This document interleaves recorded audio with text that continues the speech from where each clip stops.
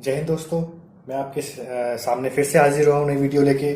सिलॉक्स का ही सिलॉजिज्म का ही पार्ट है ये। जो आपने क्वेश्चन देखे होंगे ईच, एवरी, 100%, 80%, 0%, ओनली, एनी, हम ऐसे देख के हम डर जाते हैं कि ये क्या है। तो ऐसे क्वेश्चन को आज हम करेंगे और इसका जानेंगे कि ये कैसे इतने आसान है, ये आप खामखाई इससे डरते थे। तो मैं इसके बारे में जानकारी देता हूँ, फिर हम क्वेश्चन के तरीके से इसको हम समझेंगे कि कैसे एग्जाम्स में ये आते हैं, तो और हम कैसे अप्लाई कर सकते हैं। चलिए फ्रेंड्स, इससे पहले मैं आपको बता देता हूँ कि आप मेरी प्रीवियस सिलॉक्स की वीडियो जाके देखिए, तो आपका बेसिक बहुत ही अच्छा क्लियर होगा। मैंने सभी पार्ट्स पढ़ा दिए हैं, थोड़े दो और बचे हैं वो भी करवा देंगे। तो चलिए स्टार्ट करते हैं। तो जब भी अगर आपको कहीं दिखा है कि सम जैसे सम मतलब क्या होता है, जैसे ए फ्यू लिखा हो, 20% लिखा हो, इवन 99% भी लिखा हो, एटलीस्ट लिखा हो, मच, मोर, ऑलमोस्ट, मैनी, मैक्सिमम, ये सब अगर लिखा हो तो इसका मतलब होता है सम। इसका मतलब सम होता है। ठीक है फ्रेंड्स, ये आप देख लेना, ये जो लिखे हैं मैंने, इसका मतलब सम होता है।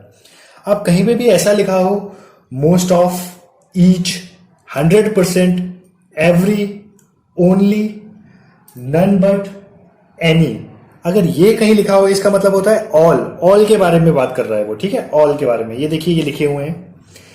अब अगर कहीं लिखा होगा नेवर, कैन नेवर, तो इसका मतलब नो होता है। ठीक है, ऐसे और भी हम बताएंगे आपको। चलिए, जैसे एक चीज और आपको समझनी है, अगर कहीं लिखा है ओनली ARB, इसका मतलब क्या होता है? ओनली ARB, इसका मतलब होता है ऑल BRA। मतलब आप उल्टा करके लिख देना है। जैसे अगर कहीं लिखा है कि ओनली ARB, ठीक है, तो आपको इसका मतलब क्या हो जाएगा कि ओनली ARB मतलब ऑल बी, जो सभी बी हैं सिर्फ वो ए ही हो सकते हैं और कुछ नहीं हो सकता। मतलब ए के अंदर ही बी हो सकते हैं और कहीं नहीं हो सकता। ठीक है, तो चलिए हम क्वेश्चन के तरीके से इसको समझते हैं, क्वेश्चन से समझते हैं ऐसे क्वेश्चन को कैसे करना है। जैसे जैसे जैसे क्वेश्चन कहेगा हम वेन डायग्राम बनाएंगे, उसके अकॉर्डिंग ही हम डिसाइड करेंगे कि कंक्लूजन क्या कहता है। स्टेटमेंट कह रहा है नो लीडर इज वोटर, तो हम डायग्राम बना लेते हैं। ठीक है, क्या कह रहा है? नो लीडर, तो क्या कह रहा है? No leader is voter, no leader is voter. देखिए ऐसे बनेगा लीडर और वोटर का, है ना, शॉर्ट में लिख लेंगे, शॉर्ट लेटर्स लिख लेंगे। ठीक है, no leader is voter, few leaders are beautiful. Few leaders मतलब क्या होता है? कुछ, है ना, मैंने अभी आपको बताया सम। तो फ्यू लीडर्स आर ब्यूटीफुल। ठीक है, फ्यू लीडर्स आर ब्यूटीफुल, ये हमने भी लिख दिया। Much voters are ugly. Much भी क्या होता है? मच भी सम ही होता है। मच वोटर्स आर अगली, ये हमने लिख दिया। ठीक है, ये यू है, ऐसे ही तो आएगा इसका भी। अब क्या कह रहा है? ईच ब्यूटीफुल आर नाइस, मतलब ईच मतलब होता है ऑल का case, all beautiful are nice. ये आपका डायग्राम बन जाएगा। ये देखिए, ये आपकी वेन डायग्राम हो गई।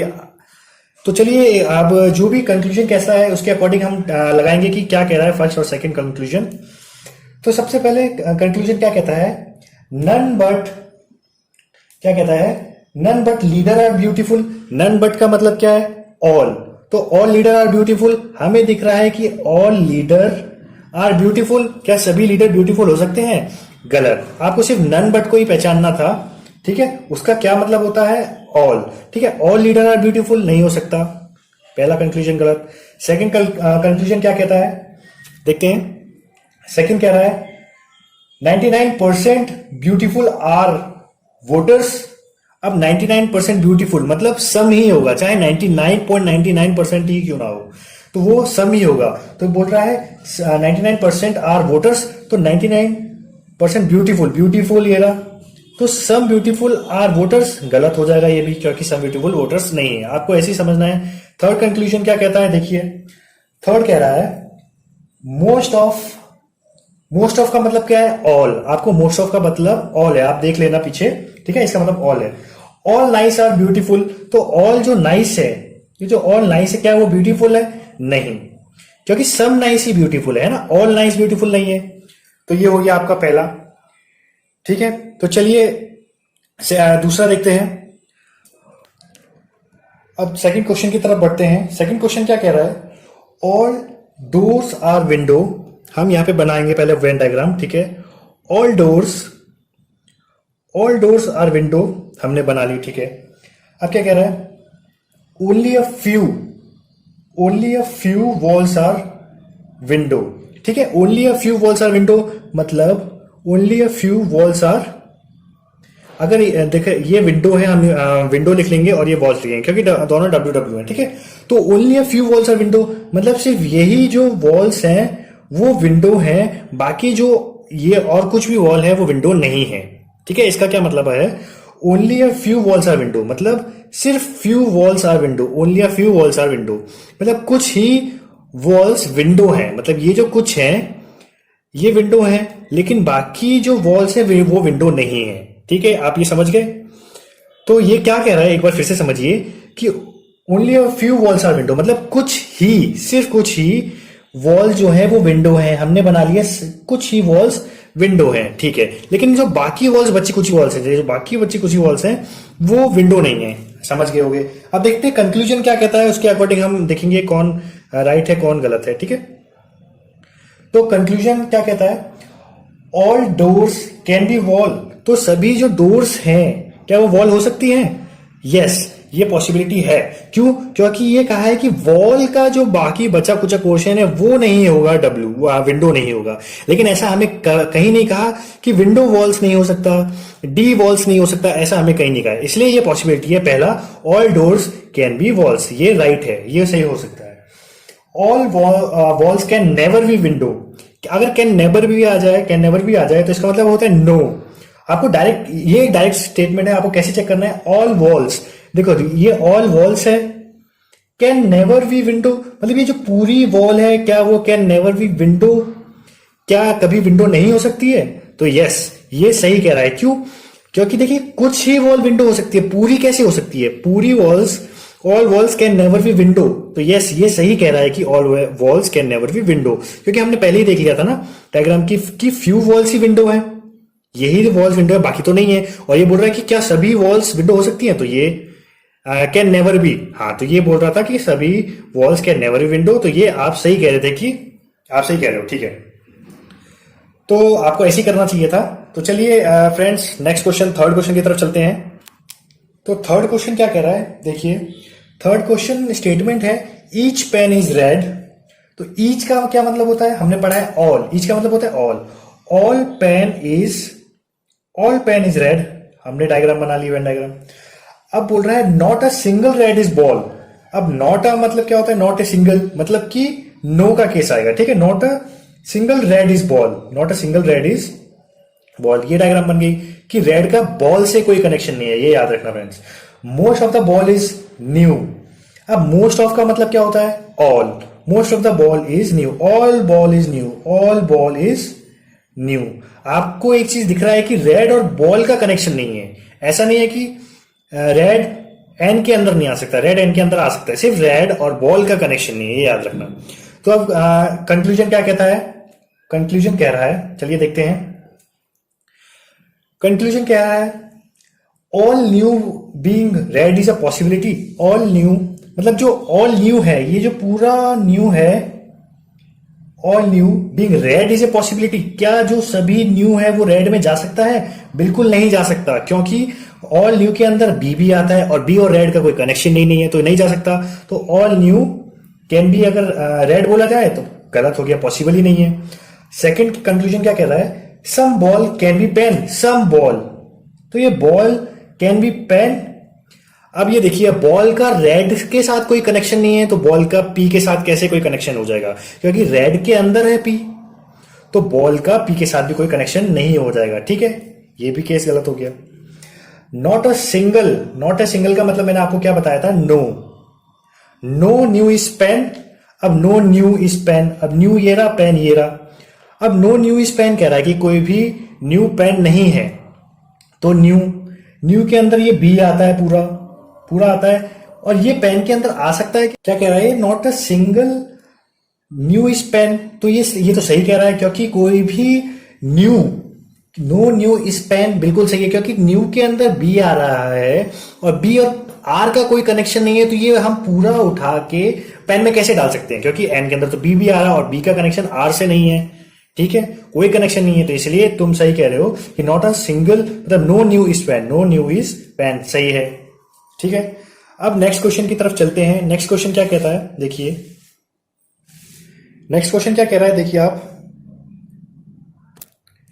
नेक्स्ट क्वेश्चन क्या कह रहा है कि some doctors are rich, some doctors, ये हमने डी से डॉक्टर को डिनोट किया, सम डॉक्टर्स आर रिच बना दिया हमने, some rich are honest, some rich are honest बना दिया हमने, ओनली इंजीनियर आर ऑनेस्ट। मैंने आपको ओनली का केस में बताया था कि अगर ओनली ए आर बी लिखा हुआ हो तो आपको क्या करना है, उल्टा कर देना है, ऑल बी आर ए हो जाएगा। तो इसमें अभी क्या कहा है, ओनली इंजीनियर्स आर ऑनेस्ट, ये तो कहा है ओनली इंजीनियर आर ऑनेस्ट, इसका मतलब हो जाएगा ऑल ऑनेस्ट आर इंजीनियर, यही हो जाएगा इसका मतलब, समझे। इसका मतलब अगर कहीं आपको लिखा है ऑल ए आर बी, तो इसका मतलब हो जाएगा ऑल बी आर ए, तो इसका मतलब है सिर्फ ऑनेस्ट जो है सिर्फ वो इंजीनियर के अंदर ही आ सकता है और कहीं नहीं जा सकता, और कहीं जा ही नहीं सकता है। ठीक है, तो चलिए स्टार्ट करते हैं कि कंक्लूजन क्या कहता है। कंक्लूजन कह रहा है कि फ्रेंड्स, आप सबसे पहले वीडियो को पॉज करके खुद बनाने की कोशिश किया कीजिए। अगर आपसे होता है तो बहुत अच्छी बात है, अगर नहीं होता है तो तरीका देखिए कि कैसे होते हैं। और बेसिक वाले बच्चे हैं, आप बेसिक स्टूडेंट हैं, तो आप फिर भी ट्राई किया करिए और सीखिए इस वीडियो से। अगर आप चैनल पे नए हैं तो इसे सब्सक्राइब जरूर करिए और फ्रेंड्स को शेयर करिए जो एग्जाम्स की प्रिपरेशन कर रहे हैं। हम और भी बैक टू बैक वीडियोस लाते रहेंगे जो आपके एग्जाम्स के लिए बहुत ही यूजफुल होगी। तो चलिए कंक्लूजन देखते हैं क्या कहता है। मैनी डॉक्टर्स, मैनी का क्या मतलब है हमने निकाला था, मैनी का मतलब क्या है इसमें, सम। ठीक है, सम डॉक्टर्स आर ऑनेस्ट। क्या सम डॉक्टर्स आर ऑनेस्ट है? डॉक्टर सम के केस में गलत हो गया, क्यों? सम के केस में डायरेक्ट, ऑल के केस में डायरेक्ट चेक करते हैं। डी और एच का कोई डायरेक्ट कनेक्शन नहीं है, काट दिया, कोई कनेक्शन ही नहीं है। पॉसिबिलिटी की बात होती तो पॉसिबल हो जाता, लेकिन यहां पे सम की बात होती है कि सम डॉक्टर आर ऑनेस्ट, नहीं है, रॉन्ग स्टेटमेंट है, ये आपका रॉन्ग कंक्लूजन है। 87% डॉक्टर आर इंजीनियर्स, ये देखिए 87% आ गया, चाहे 10% आ जाए, चाहे 99% आ जाए, चाहे 87, 83 कुछ भी परसेंट आ जाए, तो आपको क्या लेना है, सम ही लेना है, क्योंकि ये 100% परफेक्ट परसेंट नहीं है। ठीक है, तो आपको देना 87% डॉक्टर आर इंजीनियर, तो 87 मतलब सम डॉक्टर आर इंजीनियर, सम डॉक्टर आर इंजीनियर, फिर से सम का केस और डायरेक्ट स्टेटमेंट, डायरेक्ट कनेक्शन नहीं है, तो सम डी आर ई नहीं है, काट दिया। थर्ड क्या कह रहा है, ये देखिए, a few rich are honest. A few rich मतलब, अ फ्यू का मतलब भी सम रिच आर ऑनेस्ट। क्या सम रिच आर ऑनेस्ट है? ये देखिए, some rich are honest, yes, ये आपका कंक्लूजन सही है कि a few rich are honest मतलब, a few rich are honest मतलब सम रिच आर ऑनेस्ट। ये देखिए, ये रहा सम का केस, ये आपका सही हो जाएगा। तो क्या सही हो जाएगा? Only third follows.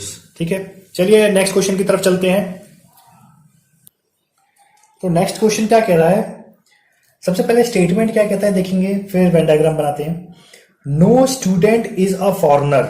ठीक है, स्टूडेंट को ऐसे डिनोट किया, no student is foreigner. Student और फॉरनर में कोई कनेक्शन नहीं है, बिल्कुल, no student is foreigner. All foreigners are teacher. ये जो सभी फॉरनर्स हैं वो क्या है, टीचर है। इसका मतलब आप समझिए कि एस और एफ में कोई कनेक्शन नहीं है, ऐसा नहीं कहा कि एस और टी में कनेक्शन नहीं है, तो एस टी हो सकता है, अगर पॉसिबिलिटी की बात आए तो ऑल एस आर टी और सम का केस भी बन सकता है, सिर्फ और सिर्फ एस और एफ में कोई कनेक्शन नहीं है, ये चीज होता है नो का मतलब। ठीक है, आप मेरी प्रीवियस वीडियोस को देखना, इससे आपको बहुत ज्यादा जानकारी मिलेगी, बहुत ज्यादा आपका बेसिक क्लियर होगा। चलिए नेक्स्ट करते हैं हम। ईच टीचर, ईच का मतलब क्या होता है, मैंने आपको बताया है, ईच का मतलब होता है ऑल। आप बैक करके देखना और अच्छे से नोट करना, प्रैक्टिस करना, आपको सब समझ आ जाएगा। ऐसे क्वेश्चन से आप बिल्कुल डरोगे नहीं है, बहुत आसान क्वेश्चन है। ईच टीचर इज डायरेक्टर, तो ईच टीचर मतलब ऑल टीचर इज डायरेक्टर। ये देखिए, अभी भी मैं आपसे क्या कह रहा हूं कि एस और एफ का कनेक्शन नहीं है, एस टी के अंदर हो सकता है, एस डी के अंदर बिल्कुल हो सकता है। ठीक है, सिर्फ एस और एफ का कोई कनेक्शन नहीं है, बस यही डायरेक्ट स्टेटमेंट है। अब कंक्लूजन क्या कहता है, कंक्लूजन जैसे कहेगा उसके अकॉर्डिंग हम अपना आंसर लगाएंगे। कंक्लूजन क्या कहता है देखिए, some teacher are not student, some not, some teacher, देखिए सम टीचर कहां है, ये रहा सम टीचर, ये portion.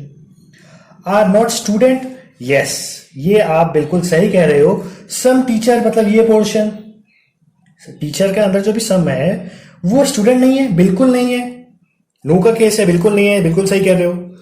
No foreigner is a student, no foreigner, foreigner is student, बिल्कुल ये भी सही है कि नो फॉरनर इज स्टूडेंट, क्योंकि हमने पहले ही देख लिया है कि एस और एफ के बीच में कोई कनेक्शन नहीं है, इसका मतलब स्टूडेंट और फॉरनर के बीच में कोई कनेक्शन नहीं है, तो नो फॉरनर इज स्टूडेंट बिल्कुल सही कंक्लूजन है आपका।